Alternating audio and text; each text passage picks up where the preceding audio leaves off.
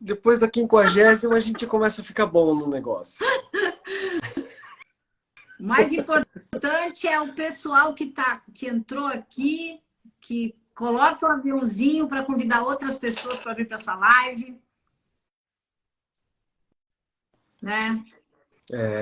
Acho que a gente tem como ajudar muita gente com essa live e com essas informações, porque é uma coisa, é um assunto muito importante, muito relevante, muito mais comum do que a gente imagina. Vamos lá. Vamos começar então, Nájua? Nájua, primeiro queria agradecer a você pela iniciativa, tá? Porque você que fez essa ideia, né, de a gente fazer essa conversa, de fazer essa discussão, levantar o assunto justamente nesse mês, que é o mês de conscientização sobre a síndrome de Ehlers-Danlos, e principalmente porque hoje é o Dia Internacional da Conscientização da síndrome de Ehlers-Danlos, né? Então, obrigado pela ideia, pela iniciativa de a gente fazer esse bate-papo. E aí vamos tentar fazer uma live bem light, bem leve, o mais básico, assim, o mais num linguajar menos técnico possível, porque você sabe, Nájua, uma coisa que eu sempre vejo no dia a dia é que eu encontro muitas pessoas com transtornos de hipermobilidade. A gente já vai discutir sobre a classificação. E a maioria, 90% dessas pessoas nunca tiveram esse diagnóstico ou nunca viram ou souberam desse assunto antes, né? Quem diria, então, a síndrome de Ehlers-Danlos, que é quando você vê no espectro maior as doenças ou os acometimentos que a hipermobilidade pode fazer na pessoa, né? E apesar do assunto estar cada vez mais sendo fomentado dentro dos próprios circuitos acadêmicos, entre os médicos, entre os fisioterapeutas, os profissionais de educação física, ainda há muito desconhecimento mesmo pelas equipes de saúde, né? Então, eu acho que vale a pena essas lives, as conversas, seminários, palestras, porque tem muito conhecimento para disseminar, para espalhar, porque tem muitas pessoas sem diagnóstico, muitas pessoas sofrendo, sem saber aonde procurar ajuda, e sem saber que isso é decorrente de uma condição que ela tem, né? Então, a gente vai conversar sobre essas coisinhas no decorrer dessa live, mas isso que a gente mais vê, né? Muitas pessoas... Essa é uma síndrome que as pessoas precisam saber que tem. Porque se ela sabe, ela pelo menos ela se protege dela mesma. Eu acho que isso tudo que você falou, alguma hora, em algum momento, alguém da família ou alguém mais próximo vai sofrer por ter essas alterações, não digo de uma síndrome, né, mais grave, mas a gente sabe que o espectro de hipermobilidade, do hipermóvel, já traz alguns desconfortos e a qualidade de vida dessa pessoa acaba diminuindo. Então, quanto mais a gente conseguir levar essa voz para mais pessoas e conscientizar realmente que essa dor que você sente e não passa, ela não é normal, né? Então, eu que agradeço você ter aceitado a ideia de trazer isso. É a primeira de vários. A gente vai tentar fazer outros trabalhos juntos, né, Dal? Sim, até porque nós estamos fazendo uma live inicial, principalmente para homenagear esse dia de conscientização, mas a gente pode aproveitar o assunto e trazer mais profissionais, mais aspectos dessa síndrome, porque um dos outros grandes motivos da gente falar sobre ela é porque ela só pode ser vista, esse paciente, essa pessoa, por uma equipe multidisciplinar, multiprofissional. Não é exclusividade de nenhuma área de tratamento, né? Porque ela precisa, quanto mais uma equipe dedicada, uma equipe de várias frentes puder estar atuando, melhor as condições que ela vai ter de aprender a lidar com essas dificuldades. O que eu acho que todo mundo que estuda um pouco de dor, o que a gente vem percebendo nesses últimos 5 anos, que cada vez mais a área médica, junto com a área da educação física, vamos pensar assim, como profissionais da saúde, a gente está conseguindo enxergar que o indivíduo não é só pele, osso, músculo, né, e órgãos. Então, a gente consegue ter um rastreamento mais integrativo desse cliente, desse paciente, né, biopsicossocial, porque eu preciso entender da onde que origina essa dor, mas, puxa, a gente está fazendo todo o trabalho possível para fazer com que esse indivíduo saia desse limite, né, de dor, para que ele consiga evoluir não só nos treinamentos, mas que ele consiga fazer tudo o que ele gostaria de fazer para ter uma vida normal. Então, eu agradeço demais, agradeço o pessoal por estar aqui nessa live, prestigiando o Dalton, me prestigiando. E, pessoal, se tiver alguém aqui na live que tem o espectro hipermóvel, conhece alguém, se quiser deixar alguma pergunta, vocês podem, por favor, colocar aí que em algum momento da live eu vou passando o dedo ao Dalton e a gente vai respondendo, tá? Bom, é isso. Então, agradeço demais. Eu vou aprender muito hoje, passar um pouquinho da minha experiência, não só como profissional de educação física, que trabalha com avaliação postural, com a parte de alterações de padrão de movimento, mas que vem trabalhando já há mais de 4 anos com os CERDianos, né? Isso, vamos começar então do começo, porque tem gente que não te conhece, né? Então eu gostaria que você se apresentasse, porque eu não quero cometer nenhuma injustiça. Bom, então eu vou resumir.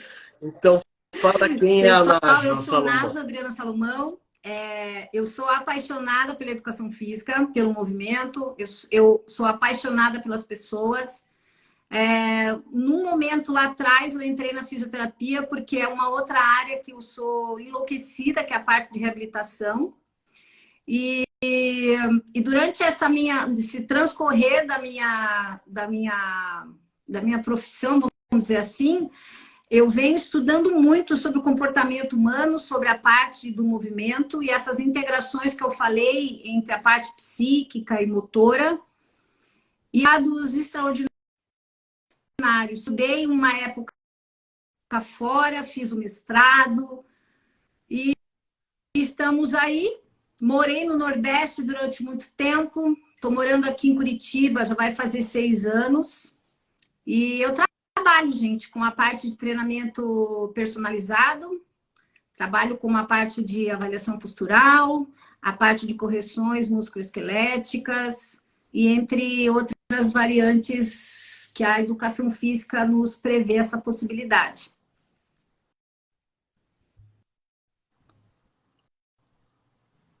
Muito bem, é isso aí. Bom, para quem não me conhece, eu sou o Dalton Schumann, eu sou médico formado na Federal do Paraná. E assim que eu me formei, eu comecei a estudar sobre quiropraxia, né? Então isso já faz em 23 anos agora em julho, tá? E dentro da quiropraxia, daí eu já vou encaixando por que eu fui começar a estudar hipermobilidade.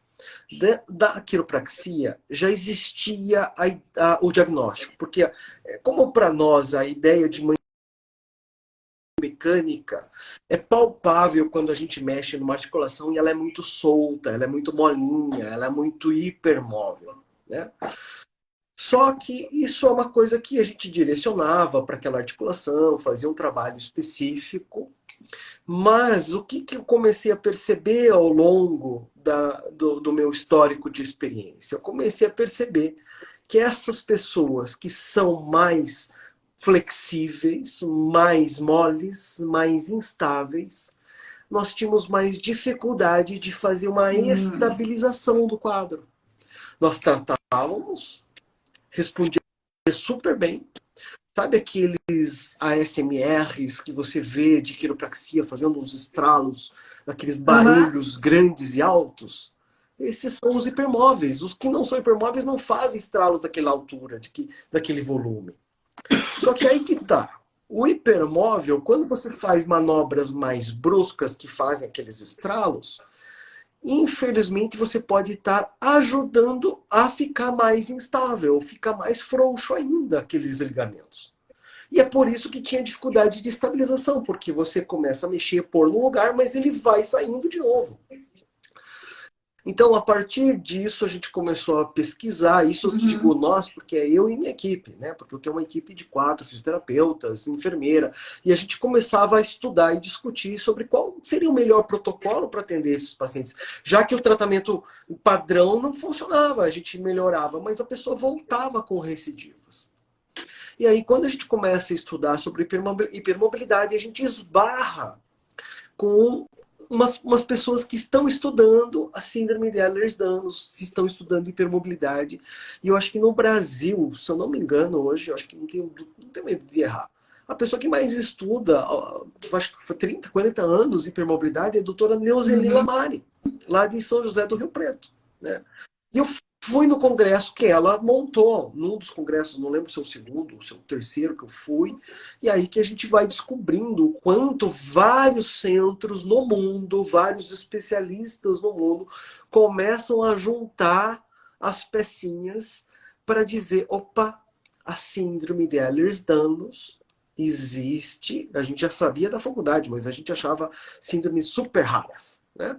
Não, e tem um subtipo da síndrome de Ehlers-Danlos, que é o tipo hipermóvel, que não é tão raro assim.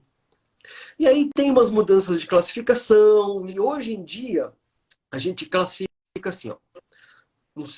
Já vou dando uma introdução, porque é muito confuso. Classificação é uma coisa que é para acadêmico, para você fazer um trabalho científico, para você fazer uma produção, mas para o público leigo é uma confusão, fica tudo misturado.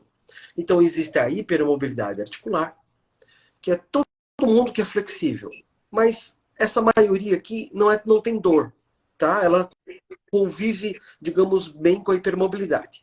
Convive bem entre aspas, porque às vezes ela faz coisas erradas, repetitivas, que vão repercutir lá para frente. Mas a pessoa, a princípio, ela tem hipermobilidade articular e não tem dor. No segundo estágio, são os transtornos de espectro hipermóvel. Agora não. Agora é o pessoal que tem hipermobilidade e já tem dor osteomuscular. Tendinites de repetição, subluxações, luxações completas de articulação. Tem gente que desloca o ombro, coloca de volta, desloca a patela, coloca de volta. Então, essas pessoas, transtornos do espectro hipermóvel. Essas pessoas também têm alterações, às vezes, de desautonomia. A gente já vai conversar sobre outros órgãos que podem ser afetados com esse transtorno. E o terceiro nível, que daí entra a síndrome de Ehlers-Danlos, é a síndrome de Ehlers-Danlos tipo hipermóvel. São 13, quase 14 para ser descritas, super raras. 90% de todos os sedianos, de pessoas portadoras de síndrome de Ehlers-Danlos, são do tipo hipermóvel. Tá? Mas esse já é um complexo de pessoas que têm que preencher vários critérios, que entre eles tem a hipermobilidade articular, mas tem mais afetações. Né? Então, é como se fosse pior, né? Um quadro clínico pior. Pessoas que sofrem mais por ter graus maiores dessa frouxidão, dessa fragilidade do tecido conjuntivo. Então, só para clarear, hipermobilidade articular, transtornos do espectro hipermóvel, que é a maioria que a gente encontra, por exemplo, no dia a dia. E aí, uns poucos vão preencher os critérios de síndrome de Ehlers-Danlos. Mas qual que é o objetivo nosso aqui? Ó? Tem gente que nunca ouviu falar de síndrome de Ehlers-Danlos, tanto profissionais da saúde quanto pessoas. Se a gente já criar uma chamada, opa, você tem hipermobilidade? Opa, se você já preencher os critérios de hipermobilidade, você já está a um passo de descobrir se você tem síndrome de Ehlers-Danlos ou não. Então, se nós fizermos essa live e as pessoas, opa, isso aqui parece comigo, será que eu tenho? Opa, vou procurar alguém que saiba, que estude o assunto. E aí ela vai fazer um diagnóstico que pode ser verificado se ela tem mesmo a síndrome de Ehlers-Danlos, porque ela precisa saber que tem. Tá? Porque não é doença, não é assim uma doença degenerativa que a pessoa vai ter um problema mais grave, vai desenvolver doenças mais graves. Não. Né? Tem um subtipo que tem essa característica, mas é mais rara ainda, a síndrome de Ehlers-Danlos tipo vascular, por exemplo.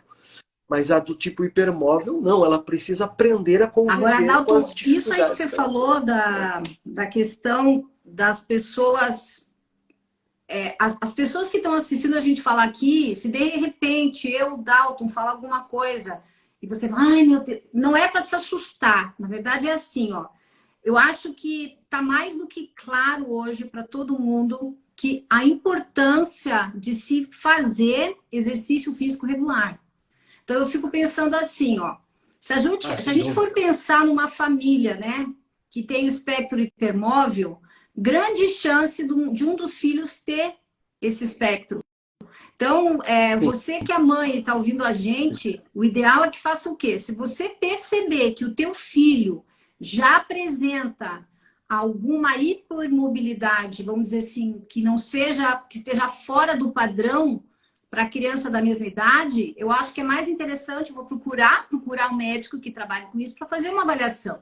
Porque quando eu consigo identificar isso muito cedo, quando essa criança for para uma aula de natação, de tênis, taekwondo, vai ser muito mais fácil esse profissional que está trabalhando com orientação de exercício físico, a parte de movimento, a parte corporal, incrementando consciência corporal nessa criança, controle motor a partir da percepção dela em relação às articulações dela dentro de espaço, para que quando ela chegar na fase adulta e a fase senil, ela não tenha tanta repercussão grave como a gente vê em pessoas que não fazem exercício físico. perfeito, Nájio. Mas agora você falou de uma coisa bem importante. Como é que esse pai, essa mãe, por exemplo, pode desconfiar se a criança tem? Então vamos falar do score de Bayton, que é o primeiro passo para de repente dar uma pista. E eu tenho uma gravura aqui, vou ter que puxar o celular e Sim, vou inverter a pessoal, câmera. isso É que o possível, Dalton né? vai mostrar agora é super importante, é um teste bem simples que você pode fazer, você pode aplicar isso nos seus filhos, enfim.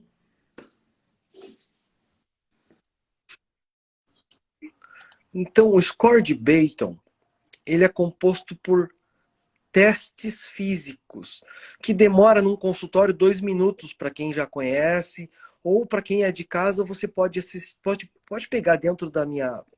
Eu vou disponibilizar esse score de novo na minha, no meu, numa Ah, publicação eu acho aí legal. do Insta, para ficar mais fácil, né? Mas ele tem a ver com a, as articulações em torno do espectro hipermóvel. Então, olha só, isso aqui é um ponto. Se você encosta o polegar no seu antebraço, você tem um ponto. Se você encosta a outra mão, também no antebraço, você tem 2 pontos. Então você testa os dois membros. Se você consegue fazer mais de 90 graus, ter um mindinho aqui na superfície, passar dos 90, mais um ponto, eu tenho. Se passar o outro mindinho, é mais um ponto. São 4 já aqui. Se você tiver o cotovelo que passa dos 180, pelo menos mais 5 graus, o ideal é que seja 10 graus, já é mais um ponto. Com o outro cotovelo, mais um ponto. O meu é 5 graus, não chega a 10. Aí você testa os joelhos. Os joelhos têm que estar... vou mostrar de volta a figura aqui. Não pode passar dos 180. Olha aqui, ó. Aqui passa nitidamente a mais do que 10 graus. Ó. O joelho vai para dentro. A gente chama isso de inversão, né? Hiperextensão, inversão. Olha aqui, ó. Né? O joelho dobra ao contrário, tá? Então, um joelho de cada lado é mais um ponto de cada lado. E se você encosta a palma das mãos no chão, quando você se curva desse jeito, com as pernas esticadas, se você encosta as palmas da mão no chão, ou se você já encostou na sua vida. Por exemplo, você hoje é uma pessoa de 50 anos que trabalha só sentado, mas quando você era adolescente, você brincava e fazia isso. Opa, então você também já tem, já conta um ponto. O total dá 9. Em crianças, se der 6 para cima, já chama atenção. Tá? É uma criança que a gente já precisa dar uma olhada com mais cuidado. Se for adultos, até os 50 tem que ter mais de 5 pontos. E se for adultos acima de 50 pontos, 50 anos, tem que ter mais de 4, tá? Então, esse é um score simples que já dá... Não é perfeito, tá? E não testa tudo. Por exemplo, tem deslocamento da ATM. Deveria contar, porque isso aqui é uma das características de quem tem hipermobilidade. Desloca, desvia, faz estralo, também é. Né?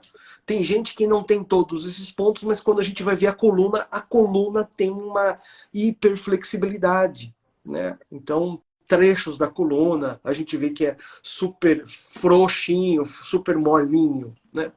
Então, se uma criança apresentar esses sinais acima de 6, já vale a pena uma visita, uma conversa com quem entende do assunto.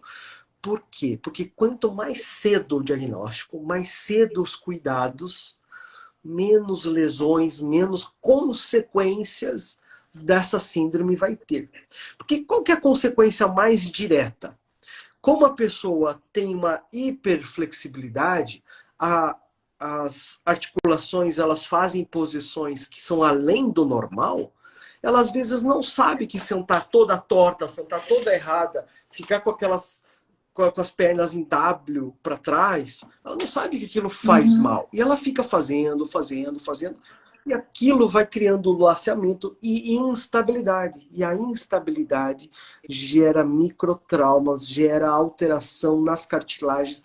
Você pode ter uma degeneração, uma artrose. Você pode desgastar essa articulação num período muito curto.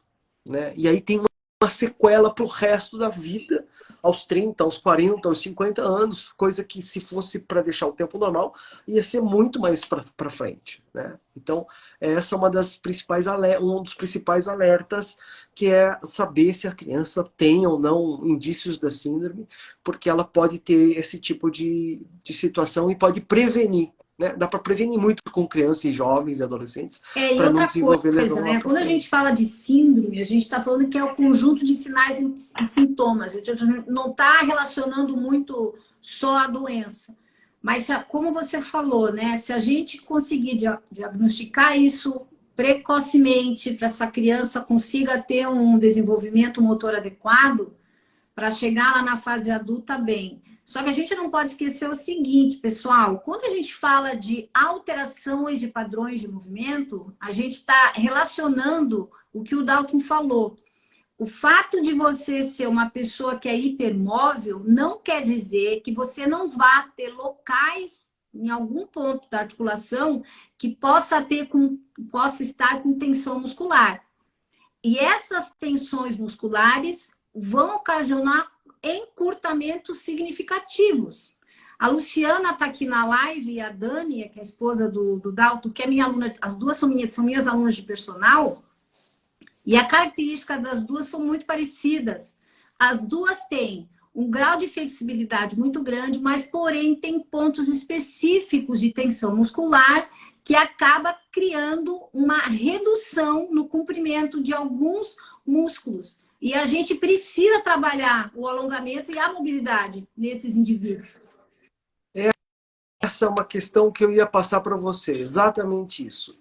O hipermóvel precisa alongar, já que ele é super flexível, e a gente fala assim, não, se é muito flexível, se ele tem essa hiperflexibilidade, mas não precisa alongar. Eu acho que é então, bem complicado, porque você descreveu muito a pirâmide para nós, né? O que está lá em cima, o que está no meio, que o grave mesmo da síndrome de Ehlers-Danlos está embaixo.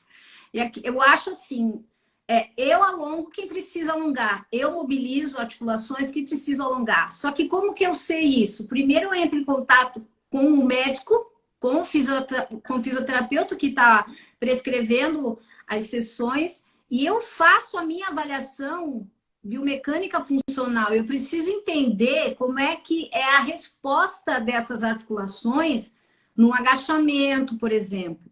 Né? Então, eu preciso ver, porque o que a gente sabe hoje? Tanto o hipermóvel como quem possui a síndrome de Ehlers-Danlos possui algumas alterações posturais bem significativas. Então, a gente tem um pé pronado, a gente pode ter um pé supinado, a gente pode ter um joelho valgo, a gente pode ter uma retificação de lombar, a gente pode ter também um pouco de persifose, a gente pode ter uma escoliose. Então, são padrões de alterações posturais que normalmente a gente já vê naqueles indivíduos que não são hipermóveis. Então, se eu já tenho esse cuidado com um indivíduo que não é hipermóvel, por que eu não vou ter esse cuidado com alguém, um sediano que chega para mim?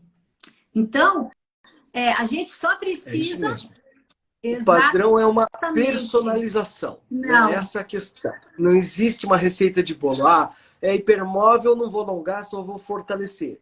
Não, porque ele pode estar com um padrão até paradoxal, porque ele é muito flexível em alguma coisa e o corpo faz uma compensação, enrijecendo e perdendo, fazendo encurtamento. Então você precisa reequilibrar.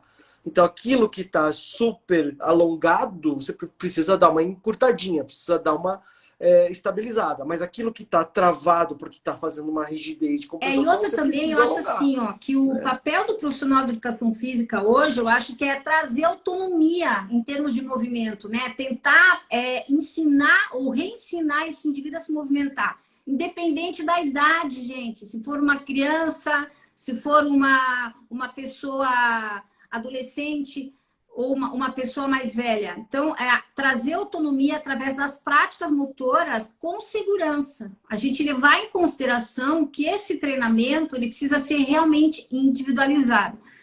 Eu não consigo entender como que existe profissional que não faz uma avaliação de movimento. Ele prescreve um programa de exercício pela composição corporal, mas pense, se você fizer uma dieta, fechar a boca e treinar 3 vezes por semana, ao longo do tempo você vai reduzir o tecido adiposo. Então, a gente tem que começar a pensar que o papel do profissional não é esse. Se alguém que está vendo a nossa live aqui, que é profissional de educação física e se interessa em trabalhar com esse público, gente, é uma responsabilidade tremenda. Tem que estudar. Quem for pegar algum padrão de sediano, por exemplo, como o Dalto falou, o cardíaco, tem que estudar muito essas alterações. Você tem que prever qual vai ser a intensidade do exercício, a duração, o volume. Então, o papel do profissional de educação física é tentar dar autonomia para esse paciente, para ele diminuir a cinesiofobia, que eu acho que é mais importante, que é o medo de movimento, né? E essa é uma das coisas que a gente vê muito, Nájua, porque infelizmente nós vemos muitos pacientes se machucarem em academias ou com profissionais que não estão atentos à questão da hipermobilidade, tá? Por quê? Porque ela tenta cumprir aquilo que foi proposto para ela. Digamos que ela pegou o treino lá, que sai na maquininha da academia.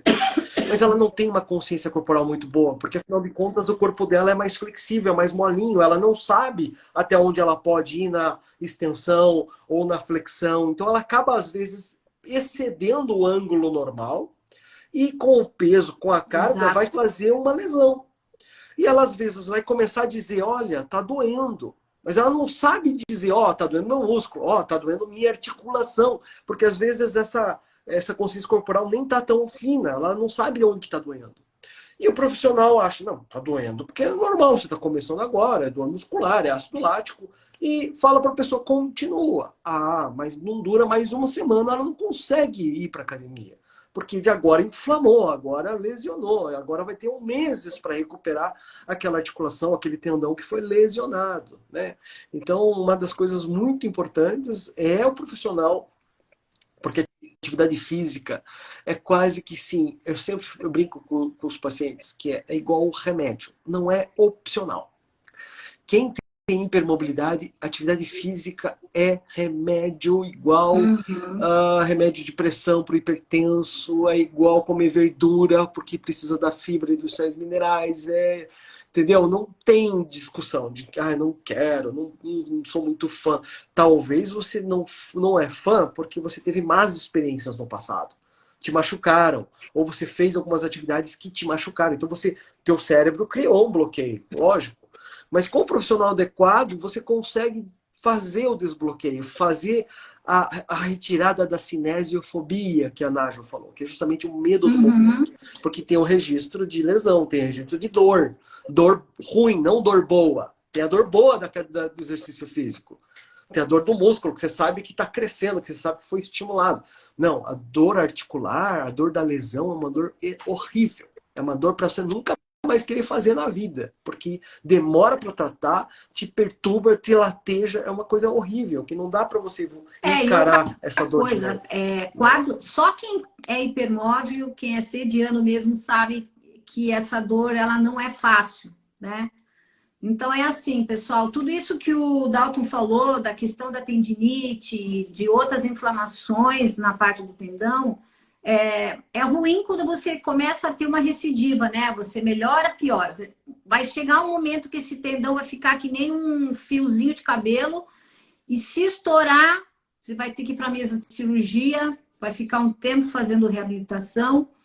Então é assim, eu acho que Cirurgia às vezes tem uma taxa maior de complicação, porque não é um tendão firme, como você sabe que dá para costurar e remendar. Não, é um tendão mais friável, mais frágil, pode arrebentar o ponto, é mais complexo a cicatrização, a e pode recuperação é ter mais outras demorada. complicações, né? Então, Dependendo do tipo de subtipo da síndrome.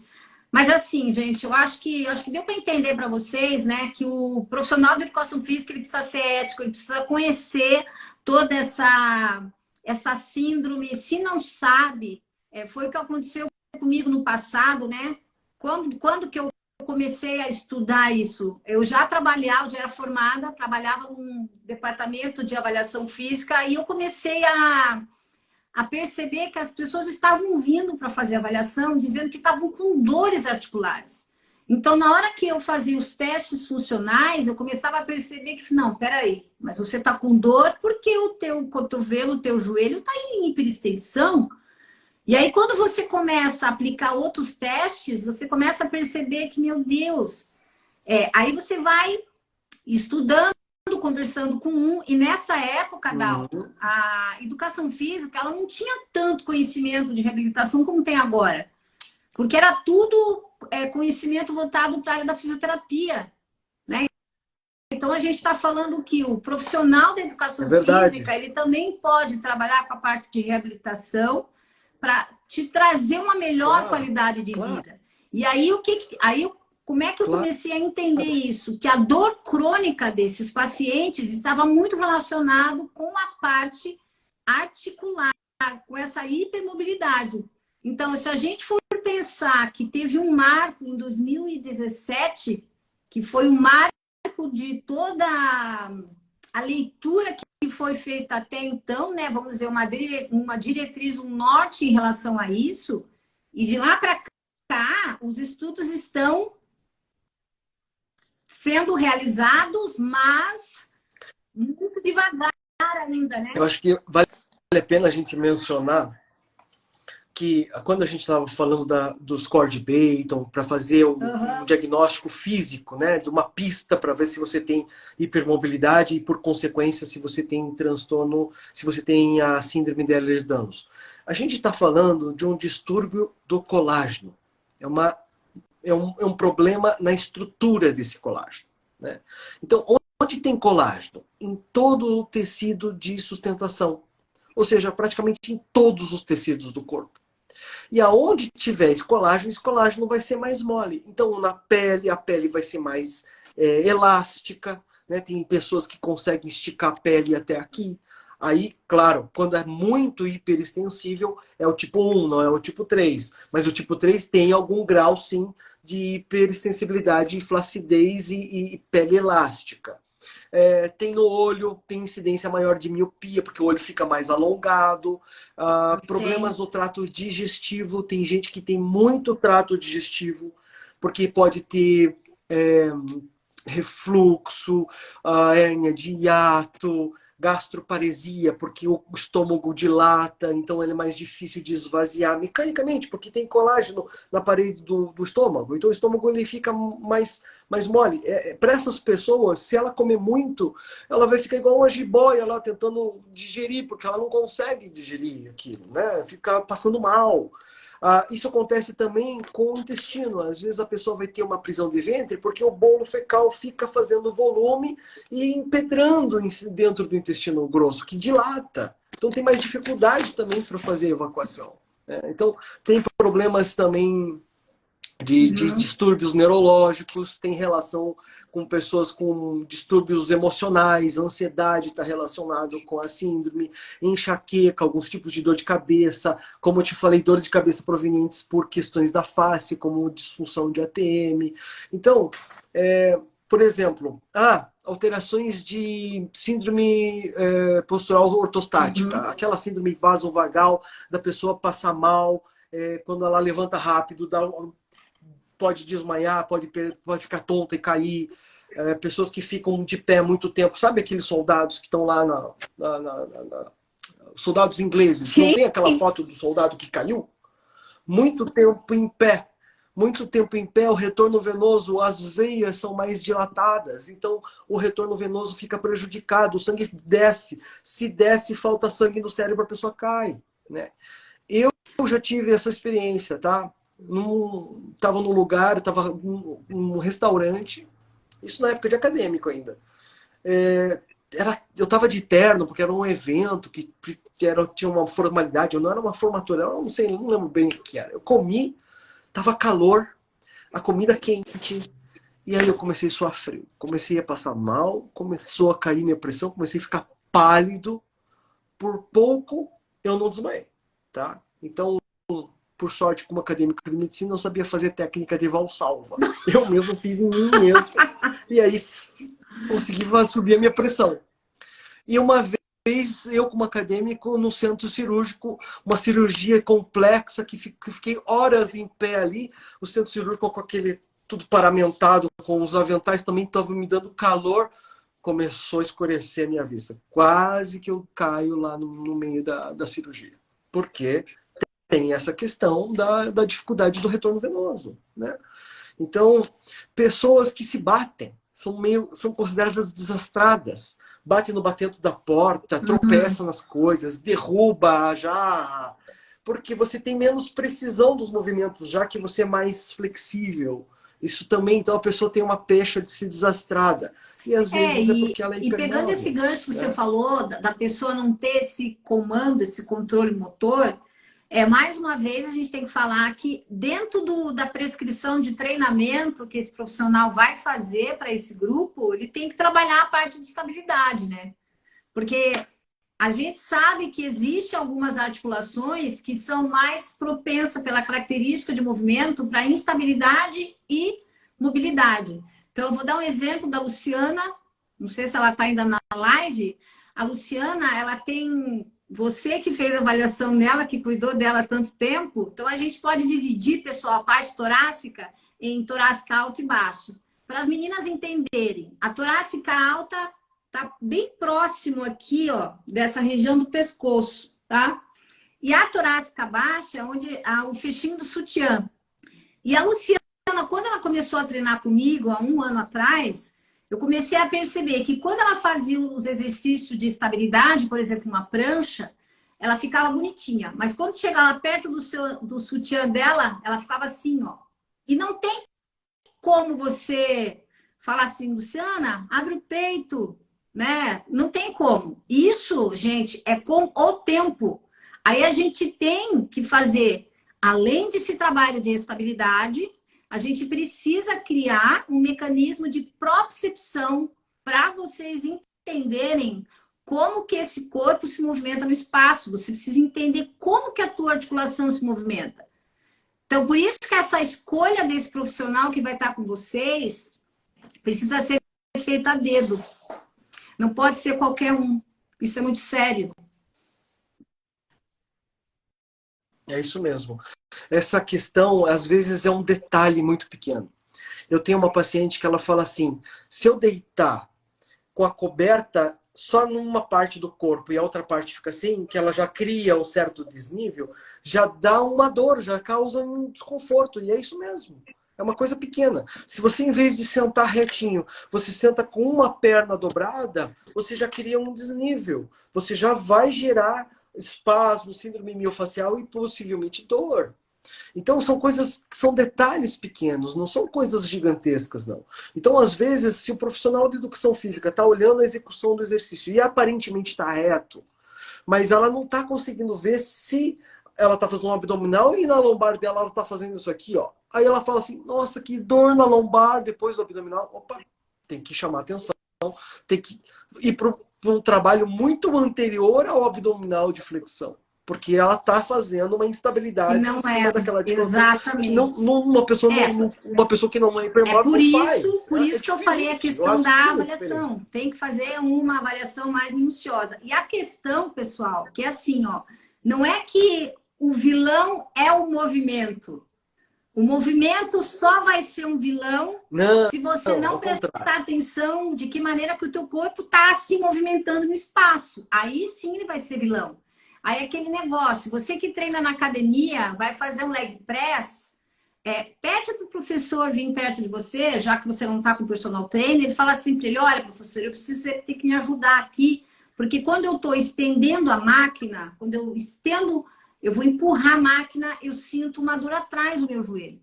Aí quando você vai ver, o que você está fazendo? Você está fazendo um trabalho de hiperextensão do joelho, que é justamente o que você não pode fazer. Então, o que você vai ter que fazer? Trabalhar o teu cérebro ao teu favor. Não é na primeira vez. A Luciana e a Dani estão aí que podem dizer para vocês uma, duas, três. Até hoje eu falo para a Luciana, 1 ano, um pouco, já treinando comigo, eu falo, Lu, não estende o joelho antes. Deixa um pouquinho dobrado. Por quê? Tudo modula aqui no cérebro. A gente precisa começar a criar novas conexões neurais. Dizer para esse cérebro que quem manda no teu corpo é você.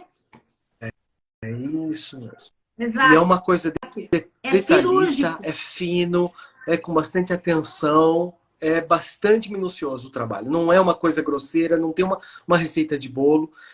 E cada caso é um caso. Não é uma coisa que dá para ser replicada assim em massa.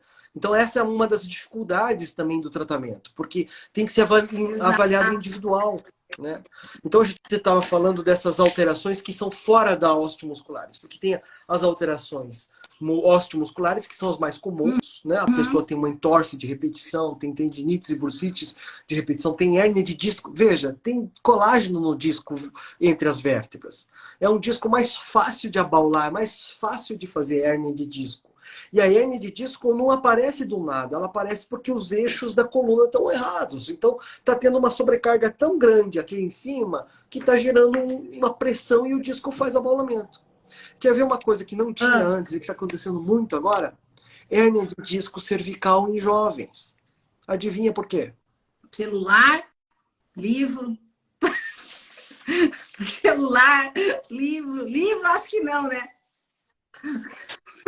Eu postei uma vez no Instagram que fizeram um estudo que cada ângulo de 10 graus que você baixa aqui, a quantidade de quilos que vai aqui na base da tua cervical. Quando você fica assim, ó, com a cabeça assim, é como se tivesse uma criança de 3 a 4 anos sentada em cima do teu disco aqui. Imagina, o seu disco não foi desenhado para aguentar tanta carga. Ele vai fazer um abaulamento, ele vai desgastar, ele pode fazer uma hérnia de disco. Então, a ergonomia é muito importante. Então, eu estava falando da quiropraxia, como é que eu cheguei à conclusão de que a gente precisava dar uma atenção especial para o hipermóvel. Primeiro que eu parei de fazer a quiropraxia clássica nesses pacientes. Eu comecei a utilizar técnicas gentis e que não têm os estralos, porque os estralos, apesar de... né? parece que encaixou no lugar, você, na verdade, está ajudando a criar mais instabilidade. Então, é um tiro no pé depois. Então você faz uma técnica indutiva para arrumar, mas é o teu corpo que vai fazer isso, não é o quiropraxista. O quiropraxista dá a indução, quem faz é o próprio corpo. Puxa, já demos digamos assim, alinhamos aquilo que dá para alinhar, tirei aquilo que estava preso, arrumei aquilo que estava tortinho. Agora eu preciso criar uma mudança de hábito dessa pessoa. Então, lá na clínica, nós temos a equipe da Físio que faz um protocolo de aplicação da vida diária, de mudar hábitos. Como é que dorme, como é que senta, como é que se veste, como é que você se inclina na pia para escovar seus dentes, como é que você dirige, como é que você trabalha. Quantas pessoas trabalham no computador que para a coluna, ficar sentado tantas horas é um horror para a coluna. Biomecanicamente falando, é assim, muito errado, é muito ruim para ela. Então, se você faz uma ergonomia ruim, Muito, como né? na pandemia nós vimos, todo mundo no laptop em casa, numa estação de trabalho adaptada, ou sala de jantar, ou na cama, aí a gente viu muita gente com um monte de problemas de dor na coluna depois disso. Então, a gente tem vários protocolos assim que a gente vai ajudando esse paciente a mudar hábito, a mudar e arrumar esse hábito. E a começar a aprender a ativar músculo que está hipotônico. Músculo hipotônico é músculo que não está ativado, está flácido. Aquela barriga que você não sabe contrair, está tão mole que ela tá. Essa musculatura que cai porque cansa, né? Também tem que ativar a consciência corporal. E com o desenvolver do trabalho, ele está pronto para fazer atividades físicas que vão manter esse tônus. É fundamental a atividade física. Aquilo que a gente falou, é salada, é escovar dente, Olha, Dalton, é o remédio. Né? Porque essa atividade física vai segurar para tudo todo que ele de mundo repente que ganhou está no me trabalho. ouvindo aqui, Né? me segue lá, viu, no meu perfil. Depois me dá um oi lá. Tem algumas condutas importantes, né, que eu falo muito aí, não só para assedianos, mas para pessoas normais, comuns mesmo, que precisa ser levado em consideração. Eu coloco 4 condutas que eu vou ler para vocês. Ó. Ser ativo, né? O exercício ele vai modular o teu cérebro e acabar com a tua dor a médio e longo prazo. Então, ser ativo. O ser ativo não é só o exercício. Porque tem muita gente que faz 3 vezes por semana o exercício, chega no final de semana, pega o controle da TV e fica deitado o dia inteiro.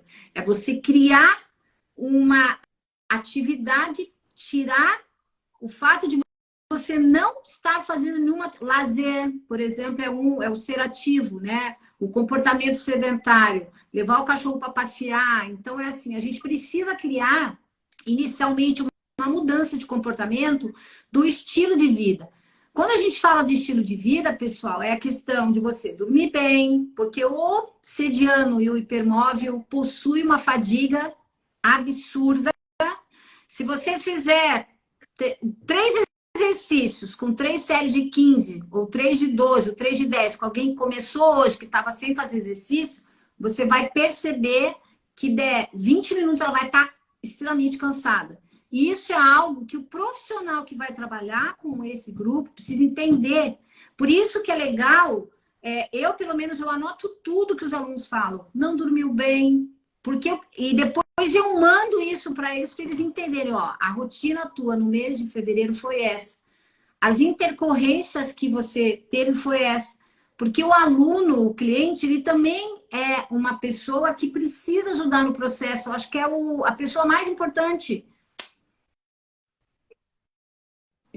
E você tocou num ponto crucial, né? Nájio.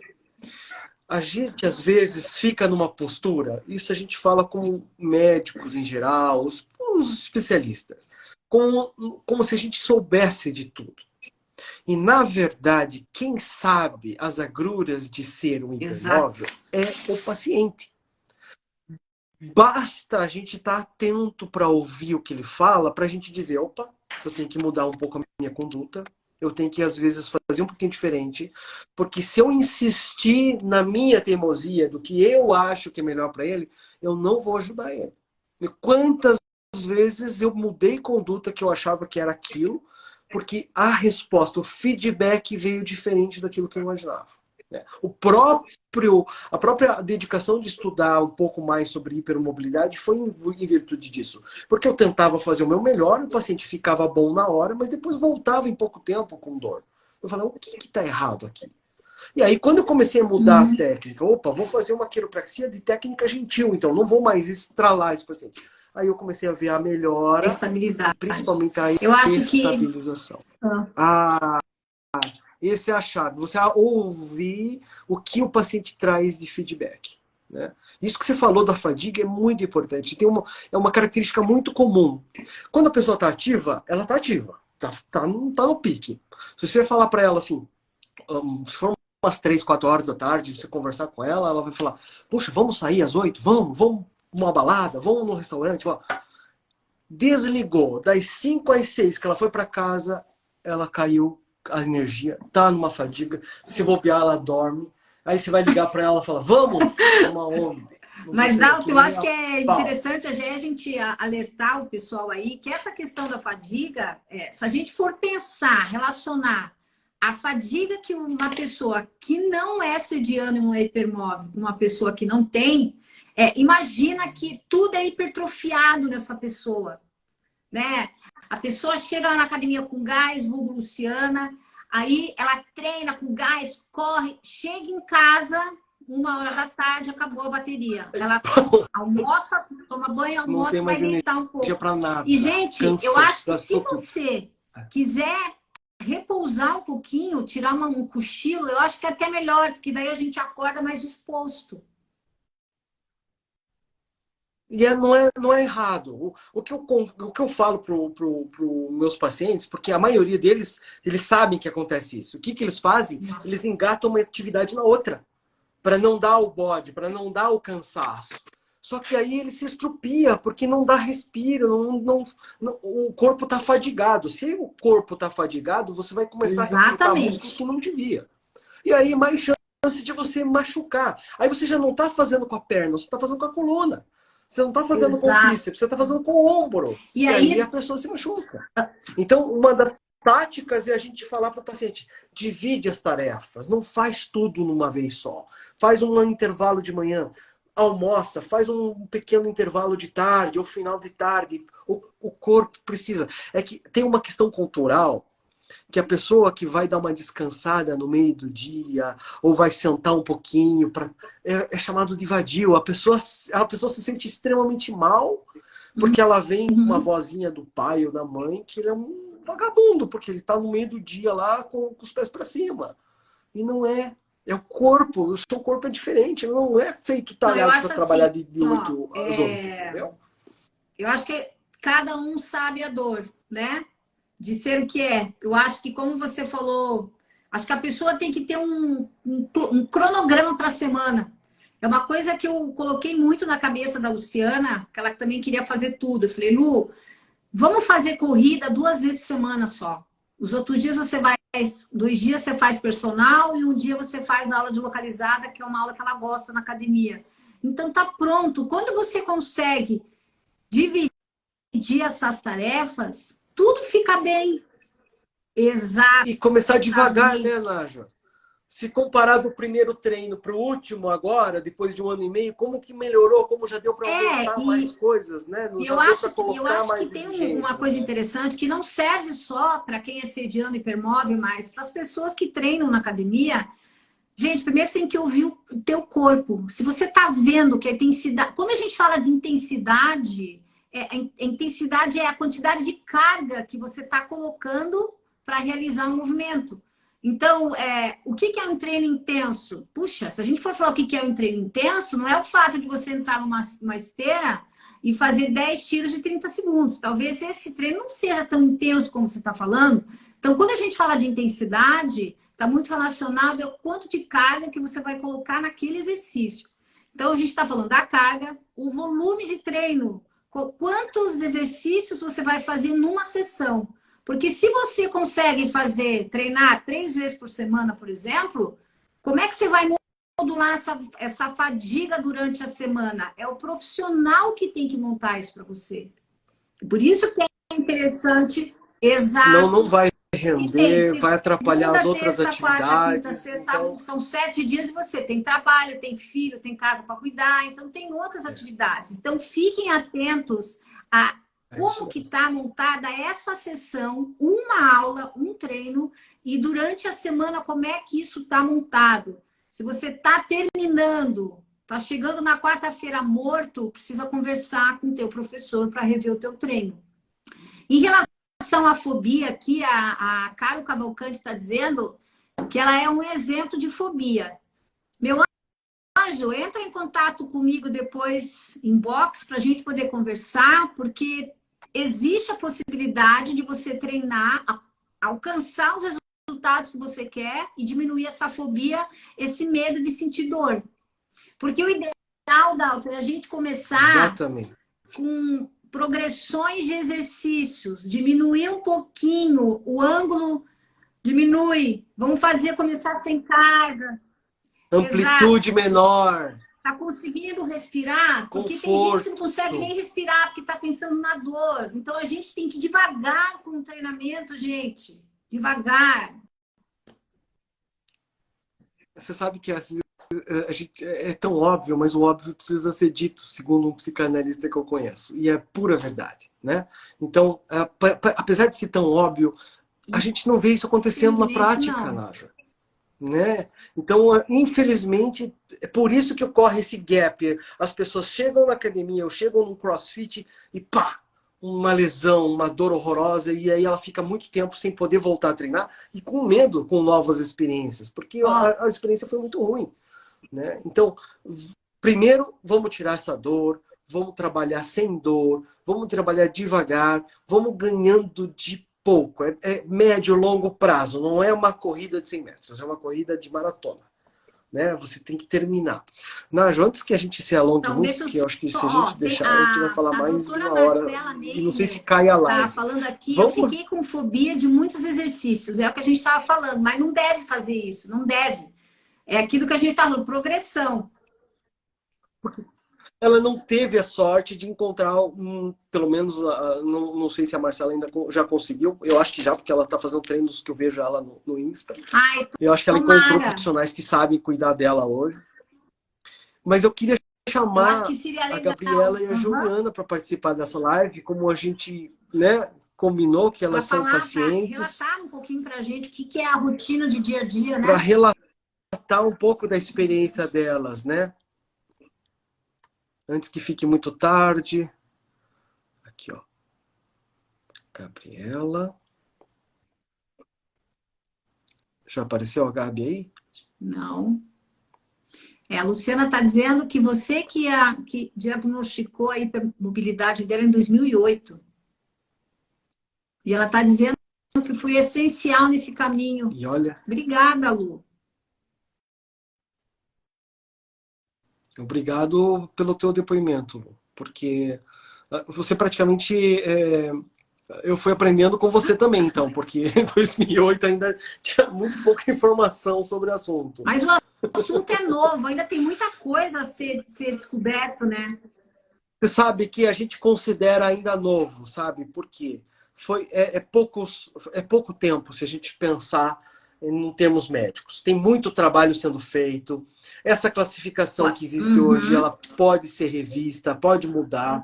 Por isso eu não estou muito preocupado com a classificação estrita, sabe? Eu quero passar a questão da hipermobilidade e, se for necessário, de repente a gente vê um profissional para fazer o diagnóstico de síndrome de Ehlers-Danlos, porque existem pessoas que estudam isso há muito tempo, como eu falei, como a doutora Neuzeli, ou o filho dela, o doutor Matheus.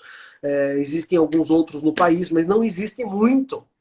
Você imagina que quando eu fiz aquele congresso lá com a doutora Neuzeli, eu conheci o doutor Jaime Bravo, que é um reumatologista chileno que estuda doenças raras. E eu fui para o Chile conhecer o consultório, conhecer o jeito que o Jaime trabalha. Hoje ele tem mais de 80 anos. Ele publicou um livro recente sobre doenças raras. E foi muito legal, porque ele é uma pessoa, um senhor, mas pensa, ele já tinha quase 80 anos há 7 anos atrás. Que viajava o mundo nos congressos de doenças raras. E essa era o expertise dele. E ele tinha muita experiência sobre hipermobilidade. E desautonomia, que é essa questão da pressão, de cair a pressão, de você... Isso. Então, o doutor Jaime, quando eu conversei com ele, e quando ele cumprimentou minha mão, de apertar minha mão, ele falou: você é hipermóvel. Porque ele percebeu que a minha mão tinha essa frouxidão nos metatarsos, né? Então você vê como que a questão já era familiar para ele, inclusive de apertar a mão, né? E aí esses diagnósticos de classificação foram mudando um pouco. Então hoje, para a gente dizer é uma síndrome de Ehlers-Danlos tipo hipermóvel, além do score de Baton, daqueles scores que eu te falei, eles precisam ter mais outros componentes, problemas já descritos de luxação de recidivante, ou tem que ter outras alterações, como de pele, de cicatriz, hérnias umbilicais, hérnias inguinais, sabe? Tem que ter outros parâmetros para classificar. Mas, por exemplo, aquilo que eu estou falando, não estamos preocupados em saber quem é a pessoa. Porque a pessoa que não preencheu um critério para ser sediano, para ser síndrome de Ehlers-Danlos, ele já tem que viver com as agruras de ter hipermobilidade e ter desautonomia, que a maioria deles tem. Então ele precisa saber que é isso. Ah, eu não tenho um tumor, eu não tenho um aneurisma, embora alguns até podem ter, mas a maioria, graças a Deus, não. Mas não é para ficar, de repente... Você entende que a ansiedade descrita relacionada com a síndrome de Ehlers-Danlos, ela é muito mais porque vai no médico, vai em um profissional, ninguém descobre que ele tem, vai falando, isso aí é psicossomático, isso é fibromialgia, isso é síndrome da fadiga crônica, vai taxando ele de outras coisas que não é o que ele é. E isso só gera mais desconfiança dele com ele mesmo. A família não entende. Se o médico fala que ele não tem nada, quem é a família? A família vai. Então, frescura, né? Na cabeça. É horrível o estigma que essas pessoas podem sofrer porque elas têm fadiga, elas têm sono. Se elas trabalham num lugar abafado, elas não vão render a mesma coisa, gente. Se você põe um adolescente que tem síndrome de Ehlers-Danlos para fazer uma prova de vestibular num lugar abafado, quente, ele não vai conseguir ter o mesmo desempenho de um outro adolescente. Se essa criança, esse adolescente não tem uma coordenação motora muito boa, ele se machuca fácil, ele não tem o benefício dos esportes, porque ele acaba sendo mais excluído, né? Ele não consegue interagir, o esporte é interação, e ele começa a sofrer bullying, coitado, porque ele não tem o mesmo desempenho. Então, quando a gente falou das crianças que precisam ser vistas se elas têm ou não, é porque elas podem ter fadiga, sim. Elas podem ser taxadas de preguiçosas, elas podem ser taxadas de síndrome de déficit de atenção, porque elas não conseguem manter a postura. Não. Gente, ficar numa carteira de aula tantas horas sentado daquele jeito, para uma criança, né? Tem coisas que precisam ser revistas, porque a criança não é o problema. Diga uma coisa, certeza. Quem é a pessoa? Tenta chamar ela e você para ver se elas entram. Pois é, eu convidei as duas, mas não está. Bom, a pergunta que fizeram lá quando eu abri a caixinha é qual atividade que eu poderia realizar como sendo hipermóvel? Eu falei, todas. Cara, não existe melhor resposta, você fazer exercício do que não fazer. Você precisa construir tecido muscular para deixar a tua articulação mais forte, mais resiliente. Você precisa ganhar massa muscular para deixar esse tecido ósseo mais forte, dependendo da tua idade, para evitar uma osteoporose, uma osteopenia, que é a perda de tecido muscular. Então, fale para o professor da tua condição. Se ele não souber o que é, você precisa entender o que é, o que você tem para poder explicar. Eu acho que isso é o mais importante. Você falou tudo. Realmente não tem uma restrição formal. Não pode fazer impacto. Não pode fazer crossfit. Não tem isso. Porque depende muito da condição de cada um, né? O que às vezes pode acontecer, né, Nájio, que tem tudo isso que você está falando, é que às vezes a pessoa não está preparada. Não é a atividade que é contraindicada, então, é a pessoa que é contraindicada para a atividade. A Gabi está dizendo que ela não está conseguindo entrar.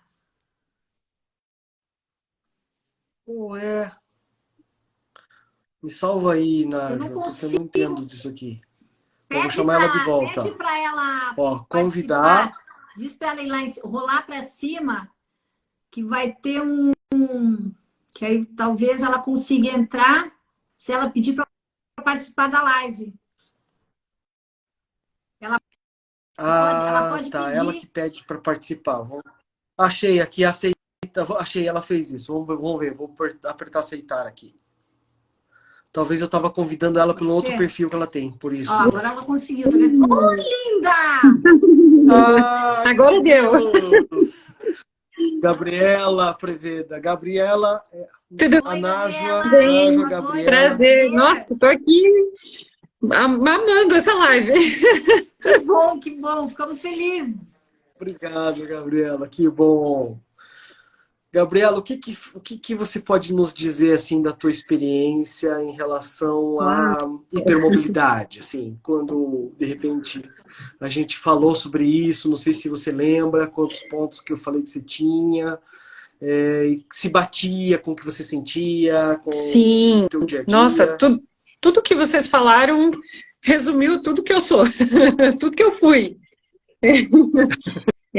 Hoje, depois de basicamente um ano, né, doutor, que a gente já está fazendo o tratamento e mantendo, né, a rotina, eu posso dizer que a minha vida mudou 100%, né? Toda a parte que eu sentia, como vocês estavam falando, de cansaço, fadiga, dores, tudo que era muito difícil para mim, às vezes até levantar de manhã era difícil, né? Porque eu tinha uma noite mal dormida, com dores, até na hora de me virar na cama, que eu lembro que eu falei para o doutor que às vezes ao me virar na cama eu já sentia dor e eu me acordava, né? Então hoje eu posso dizer que eu tô muito bem. Estou fazendo já 6 meses a academia, né? Então conte para todos como que foi o processo? O que você fez que deu esse resultado, Gabriela? Nossa, foi um Conte para as conjunto, né, pessoas doutor? aí, por favor. O que nós fizemos, né? Resumido, mas Tá. pode resumir qual que foi a trajetória? Como é que a gente chegou? Como é que você chegou e como é que você chegou nesse ponto que você Eu está lembro que assim, eu bem, cheguei graças no a Deus. consultório com dor, né? Bem assustada, porque eu havia feito alguns exames de ressonância e raio-x. Eu tenho escoliose, então é uma coisa que já é agravante, né, no meu caso. E também por causa, né, de tudo isso, é um conjunto da obra, né, como a gente fala. Então, eu já Conjunto. fui para o consultório já pensando no pior, né? Eu já achei que eu não ia ter mais solução, que de repente eu ia ter que ir até fazer cirurgia, porque seria esse o diagnóstico, né? Se eu fosse direto para o neurologista e não buscasse outra alternativa, né? Então, eu cheguei para o Dr. Dalton e a gente viu todos os exames, tentamos entender o que eu tinha ali naquele momento, porque eu estava tendo, inclusive, parte da minha parte motora, né? A minha perna esquerda, ela estava tendo enformigamentos e eu estava sentindo dores também. Então, tudo isso foi me deixando muito triste, porque eu não estava conseguindo fazer atividade física, não estava conseguindo entender o que estava acontecendo comigo também, né?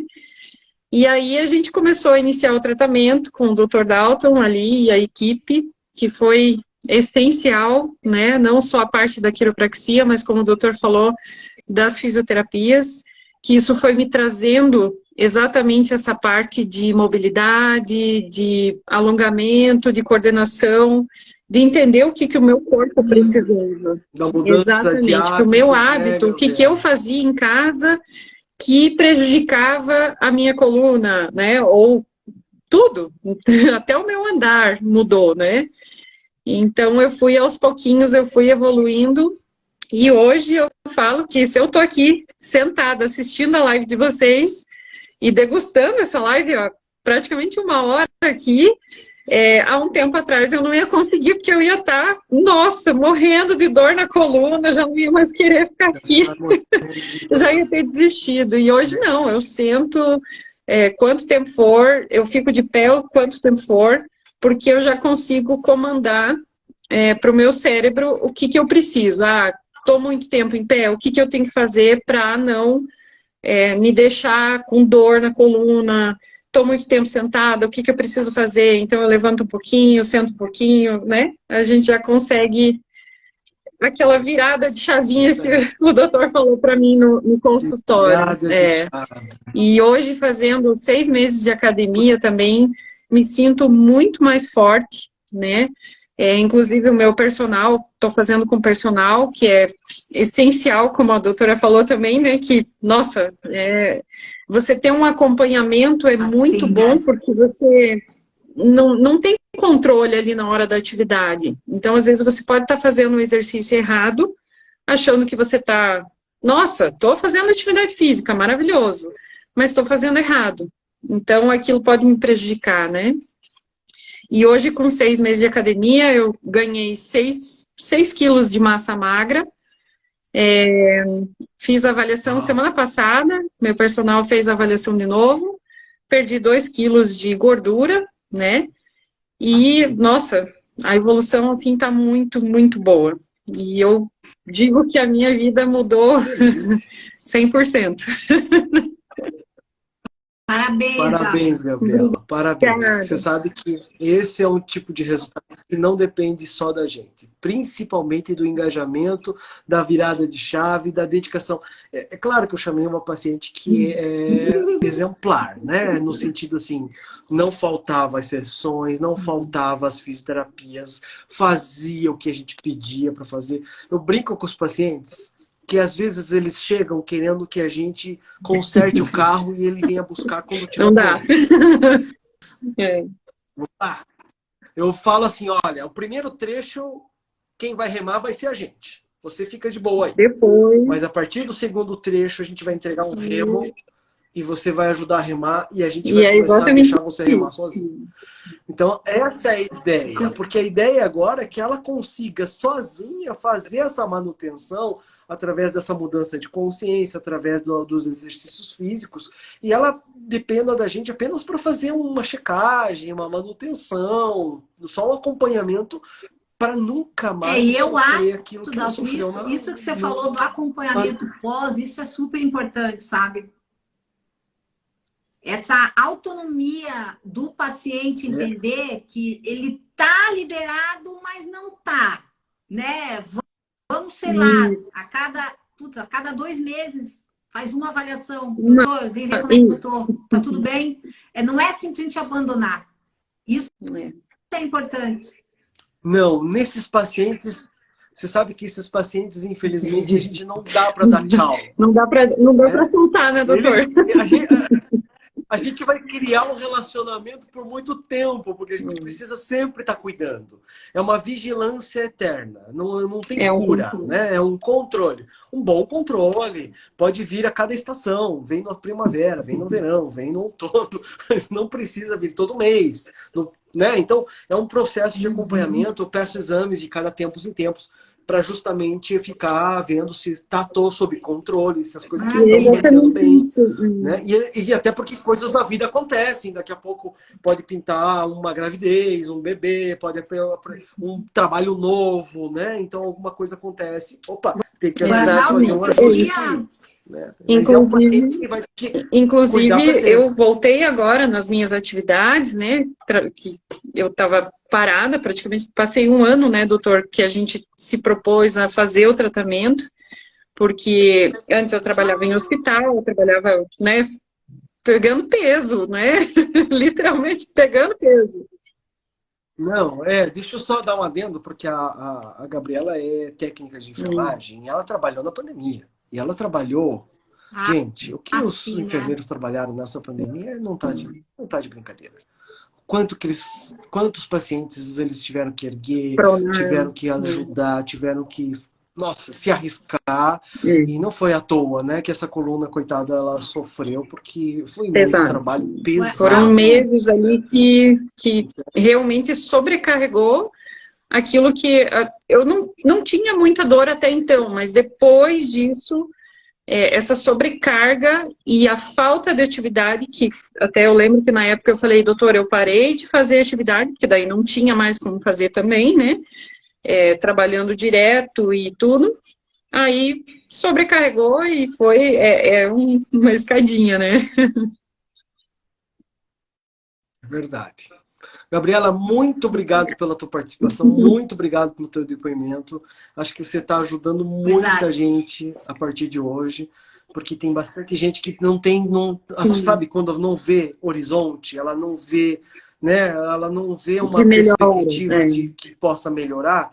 E você pode dizer para elas, com não, existe certeza. sim um caminho, né? Desde que você consiga achar um bom diagnóstico, um bom trabalho. Nossa, a ideia é essa, a ideia é uma Boa, qualidade de vida exatamente. boa, ou Eu mais falo que perto do hoje normal você possível, acordar sem tá? dor Obrigado, já viu? é, nossa, é tudo que a gente quer, né? Tem dias que eu acordo meio Isso cansada? mesmo, Tem, isso porque é como vocês estavam falando, a gente tem aquela dificuldade ainda, aquela fadiga eterna ali, né? Mas sem dor. Então, isso para mesmo. mim já é, nossa, uma vitória. E eu agradeço, doutor, sempre a oportunidade também de poder estar aqui participando com vocês.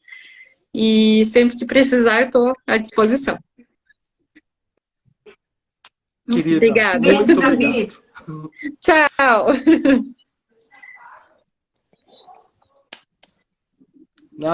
Nádia, não sei se você conhece, Olá, Juliana.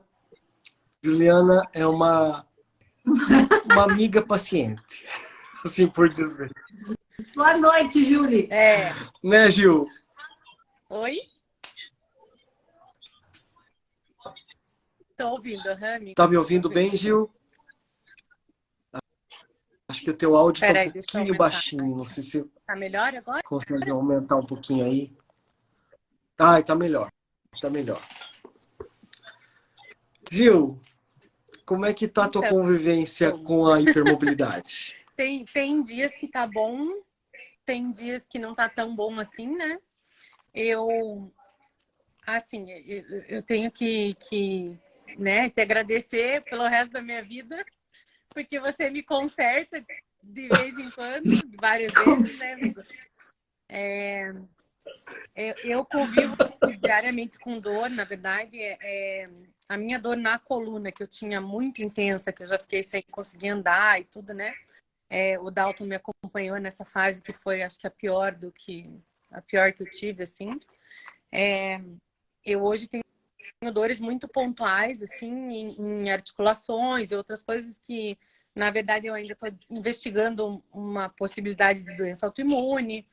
Mas eu sempre tenho tentado controlar em várias frentes a dor, digamos assim, e evitar ficar tomando anti-inflamatório e tudo, né? Então, tanto o Dalton quanto o pai dele já me atenderam quando eu estava com crise, assim, as minhas crises diminuíram imensamente, assim, no tratamento da dor, assim.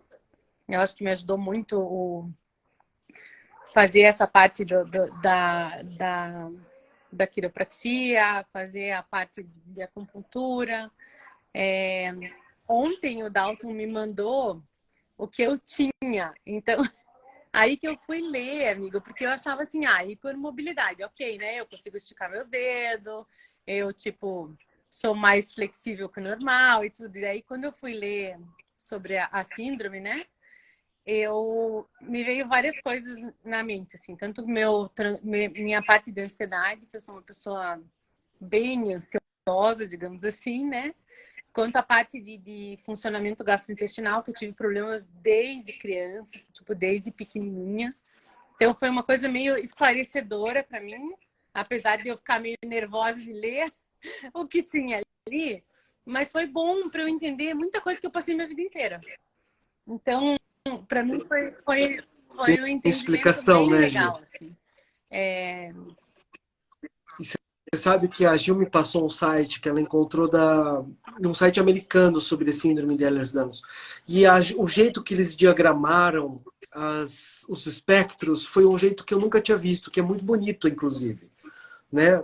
O quanto o espectro da hipermobilidade, da síndrome de Ehlers-Danlos, conversa em mais ou menor grau com outras patologias, como, por exemplo, distúrbios gastrointestinais, a ansiedade, a síndrome de ativação do mastócito, que são alergias alimentares, então, que são desencadeados, às vezes, por alimentos, né? Então, acaba tendo um espectro de uma pessoa com síndrome não vai bater nunca a ser igual da outra. Então, tanto que a imagem da síndrome de Ehlers-Danlos é uma zebra. Porque a zebra tem dois significados. Uma é por ser inesperado. Na medicina, quando a gente está se formando, existe uma máxima que é: se você ouve cascos, você tem que pensar em cavalos. Porque a gente, como estudante, estuda tanta síndrome rara que a gente fica querendo achar síndrome rara quando a gente sai da faculdade. Não, assim, um dizer não, se você está escutando cascos, primeiro pensa em cavalo. Mas quando é uma síndrome de Ehlers-Danlos, você tem que aprender que tem um inesperado. Então, é sim preciso pensar em zebras. E outro motivo de ser zebra é porque não existe uma zebra igual a outra. Não existe o mesmo padrão de listras. Para nós, a gente olha tudo igual, e não é. Não tem uma zebra com listras no mesmo padrão que outra. E é isso que acontece também na síndrome de Ehlers-Danlos. Não tem uma zebrinha igual a outra. Uma das coisas que eu percebi que agora eu estou tratando é a parte que você falou da alergia alimentar, né? Então, eu procurei... porque, assim, é uma coisa que não vai passar. O que eu tenho... Tanto isso quanto as minhas manchas, que aparecem manchas vermelhas no meu corpo, às vezes nas articulações, dói por 3 dias, desaparece e às vezes é uma dor bem forte, assim. Mas eu tô tentando aprender a controlar isso através da alimentação. Então, o que da alimentação que aumenta a inflamação no corpo, não sei o que pode ser um gatilho para isso. Não que a alimentação seja a causa disso, mas que pode intensificar vários Perfeito. sintomas. Então... Perfeito.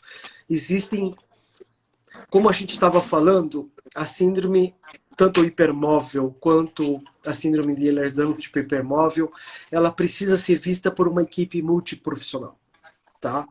Então, uma equipe com um nutricionista, uma equipe com psicólogo, uma equipe com um professor de educação física, ela se faz necessária porque você também, veja, como você trouxe outros aspectos, né, de pessoas que têm, por exemplo, essas alterações urticariformes, né, tipo de reumatismo, talvez ativada por mastócito, que é uma relação que existe, sabe?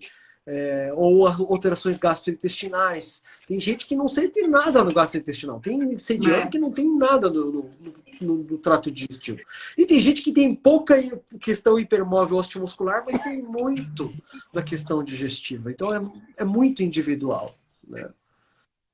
Mas a ideia, Gil, é não desistir. A ideia é justamente, aquilo que antes estava muito ruim, que era a minha coluna, as minhas crises, as minhas dores osteomusculares, agora estão menores. Agora eu preciso dar uma atenção agora para a parte, de repente, alimentar, a parte de gastrointestinal.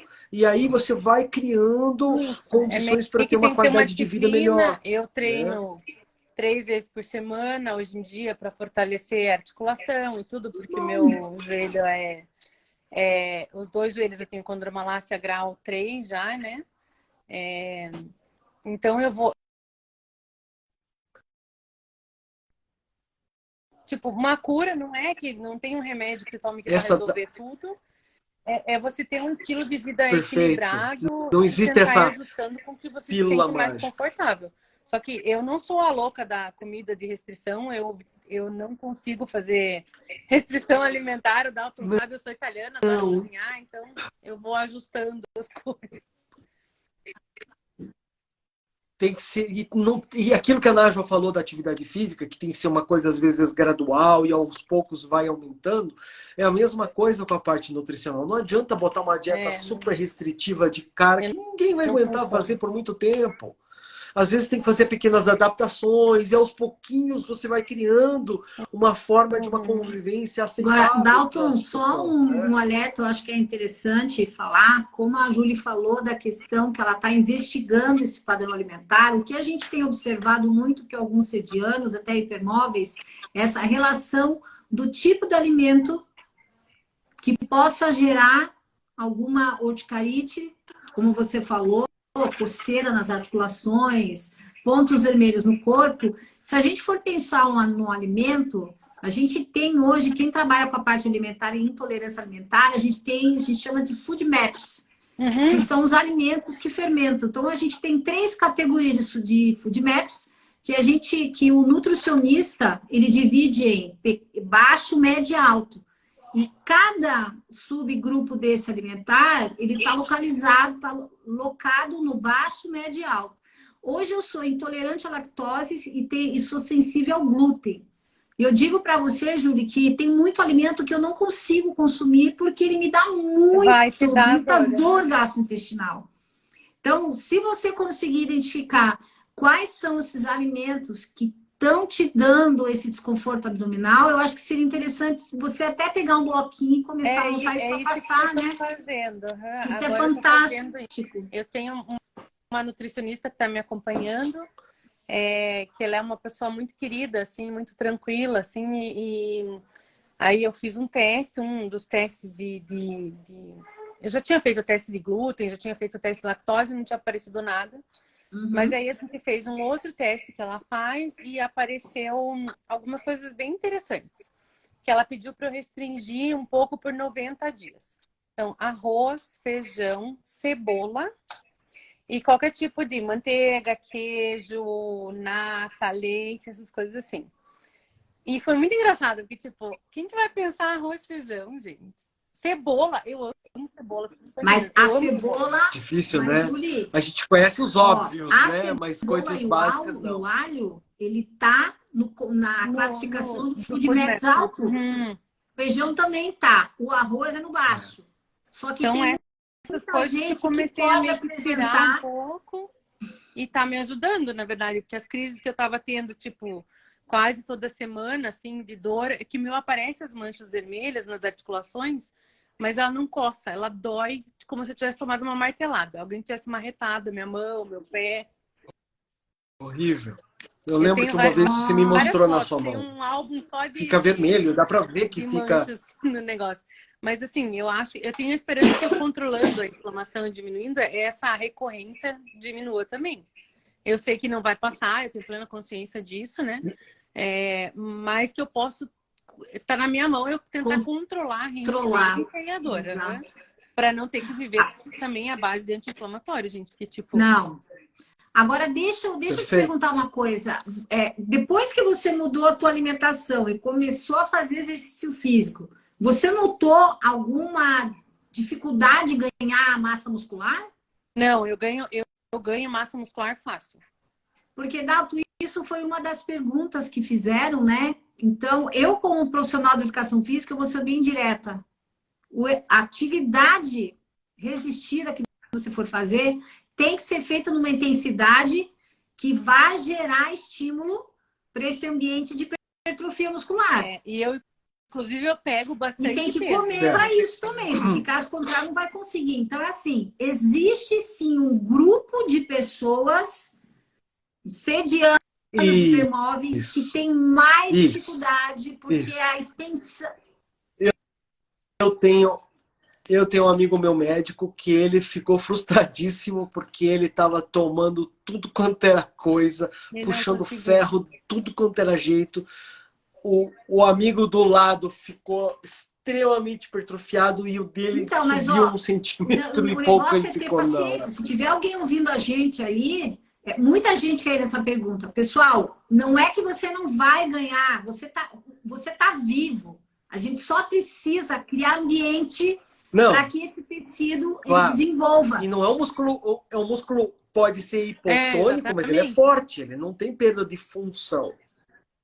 Ele pode não ser durão, ele pode ser às vezes mais molinho. Mas ter a força, o que eu acho que a gente tem que pensar é o seguinte: o tamanho da fibra muscular, comparando o sediano hipermóvel comigo, por exemplo, que não tenho hipermobilidade, pelo fato dessa fibra estar um pouquinho mais alongada, ela vai perder um pouco o time de contração muscular.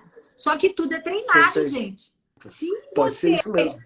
Exatamente. Você tem que se adaptar, né? Comer, tem que fazer a alimentação correta, nada de fazer alimentação low carb, aí tem que comer proteína, carboidrato, descansar, treinar com intensidade adequada, que a médio e longo prazo consegue. Não é que não vai conseguir.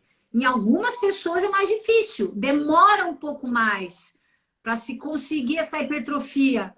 Mas olha só, uma coisa que a Gil comentou agora, que é uma sequela que podia ter sido evitada se tivesse feito o diagnóstico muito mais cedo, na adolescência, por exemplo, que é a condromalácia, Meu grau primo, que é 3. ortopedista, falou É a uma mesma coisa. Ele sequela. falou, se você tivesse sido corrigida na infância, você não precisava estar passando por isso agora.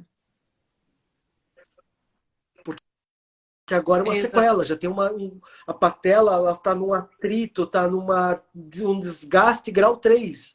Então ela já tem limitações de algumas atividades, porque não tem, né, Mas, o Dalton, mesmo grau de cartilagem. eu E concordo, isso podia ter sido evitado lá concordo. atrás, no diagnóstico infantil, Mas adolescência, não para só não a deixar parte chegar nesse ortopédica, ponto. a gente tem que colocar também a educação física aí, porque não é agora que ela começou a fazer exercício. Mas isso não quer dizer, Julie, eu também tenho condromalácia grau 3 e do meu joelho direito é grave. Então é assim, existe vida, sim, você vai adaptar, vai ter que fortalecer, vai ter dias que você vai estar com dor, vai treinar, diminui. Você que está treinando com o personal, você sabe as estratégias que ele usa. Então, quando a gente está falando de dor, a gente tem que levantar, vai ter dias que a gente vai estar ruim, não vai, Julie? Tem dias que você não tem vontade. Levanta, abre aquela janela, dá bom dia pro dia e vai. A gente não pode deixar a dor dominar a gente. Não tem a gente não faz nada. Tem que, né?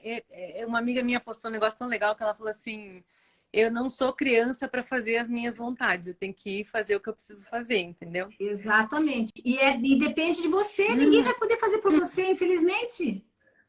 Exatamente. Ninguém vai andar por mim, ninguém vai fazer nada por mim. Então, Ficar esperando uma mágica, uma pílula mágica, um remédio, um tratamento genético que vai resolver tudo, infelizmente, é muito pouco provável que a gente vá achar. Mas saber administrar, controlar, deixar, sabe, manter as coisas num bom nível, pelo menos, de qualidade de vida, olha, eu acho que é o segredo da questão. Mundo, independente se você tem dor ou não, é o seguinte, dependendo do tipo de patologia que você tem, a gente tem alguns pilares que são importantes. Primeiro a gente tem que se amar. Esse é o primeiro ponto. Eu me amo, eu me cuido. Segundo, você precisa ter pessoas ao teu lado que te elevem, profissionais que possam fazer por você. Segundo ponto. Terceiro ponto, a gente sempre tem que pensar que a gente tem que colocar para dentro, na hora que a gente for comer, coisas saudáveis. O que é coisa saudável? Tomar uma taça de vinho saudável tomar uma cerveja de vez em quando é saudável. Então, a gente precisa criar um estilo de vida que leve a gente sempre para cima, não para baixo. Né? Então, a gente tem um estilo de vida, pessoas que elevem a gente se amar e o outro é exercício físico regular. Não tem como esses 4 pilares, gente. Não dá, porque fugir de jeito nenhum. Não tem como, porque quando você está bem, as outras áreas da tua vida elas se desenvolvem. Nossa, o silêncio que ficou agora aí. Não, mas eu acho super legal isso, porque se você pensar, é coisa bem boba, assim, é você poder se agachar para pegar um negócio no chão. Se eu paro de treinar, se eu paro de fazer meus exercícios, coisas assim, que nem eu parei um tempo atrás, eu não conseguia mais agachar. Tipo, agachar para pegar qualquer coisa simples chão, ficam sabe? difíceis. Coisas simples.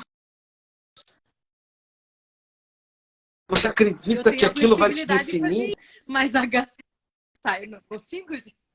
Hoje em dia eu consigo, super tranquilo. Mas tinha dias que, tipo, eu não conseguia dormir de tanta dor no joelho. De tanta dor. É bom que você traz esse vértice, porque tem muita gente que tem a síndrome e que sofre isso todos os dias. Disso para mais, tem gente que já sofreu várias cirurgias, às vezes muitas desnecessárias, porque foram mal diagnosticadas ou porque foram mal orientadas. Então, tem pessoas que sofrem muito para fazer uma coisa simples no dia a dia. Né? Mas isso que você está trazendo também nos dá mais material para dizer, não é para te Não. definir, não é para você parar por aqui, né? É para você achar um patamar melhor, você conseguir através de força de vontade, através de bons cuidados, isso que a Naju falou, a Nájua falou da atividade física, ou seja, não adianta, tem que fazer coisas para você, coisas que refletem o seu amor por você E mesmo. não é Né? nada Não adianta ficar só no mirabolante que falar, você tem vai que fazer. precisar gastar uma fortuna nem nada, entendeu?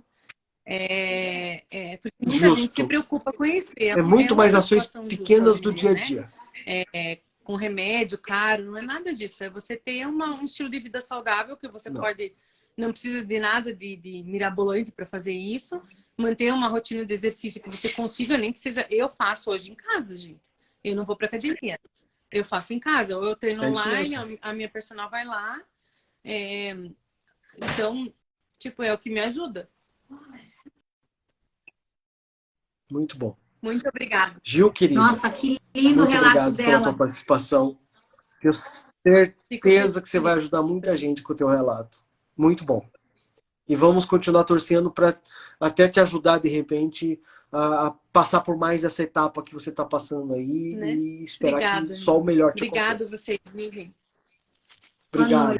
noite. Boa noite.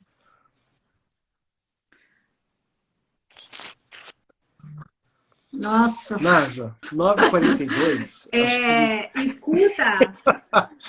eu gostei da ideia de a gente, de repente, achar Legal, né? outros profissionais. Eu conversei com a minha fisioterapeuta, uma delas topou de a gente conversar sobre os aspectos da fisioterapia que são fundamentais para ajudar na questão da hipermobilidade na síndrome.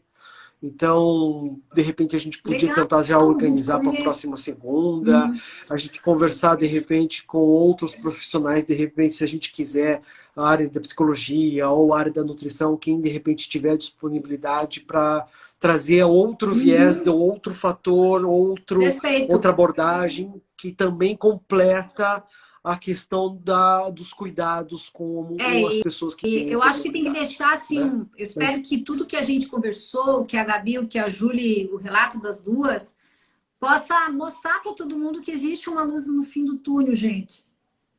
Né? Então, vai depender muito mais da gente, a gente procurar as pessoas certas. Talvez a gente acaba, como o Dalto falou num pedaço da live, a gente vai batendo a cabeça várias vezes até chegar no rumo certo. Eu agradeço demais o pessoal que ficou até agora com a gente. Agradeço você ter Muito aceitado obrigado. a gente começar a fomentar isso. E vamos em frente, né? Eu que agradeço pela tua iniciativa. Eu acho que a gente tem que fazer mais atitudes como essa para a gente ter alcance, para a gente ter. A gente vai encontrar uma pessoa que está precisando ouvir essas informações, porque elas precisam saber que existe um caminho, existe uma luz no final do túnel, né? Eu tenho a doutora Marcela Meisner, é uma dermatologista, amiga minha, excelente profissional que tem experiência com hipermobilidade. Tá? Então ela Muito também podia bom, trazer né? uma contribuição nos aspectos cosméticos, nos aspectos dermatológicos da síndrome, que eu acho que ia ser bem legal também. Então, podíamos, de repente, ir organizando para a gente fazer uma segunda para explorar os outros aspectos da síndrome. Vamos em frente. A gente vai, então, conversando durante a semana. Dalton, muito obrigada. Combinado. Pessoal, um abraço para vocês. E qualquer dúvida que vocês tiverem, coloca lá no inbox para o Dalton, para mim, que a gente, se a gente não souber, a gente vai atrás, né, Dalton? Um abraço, pessoal. Boa noite. Boa noite. Obrigado.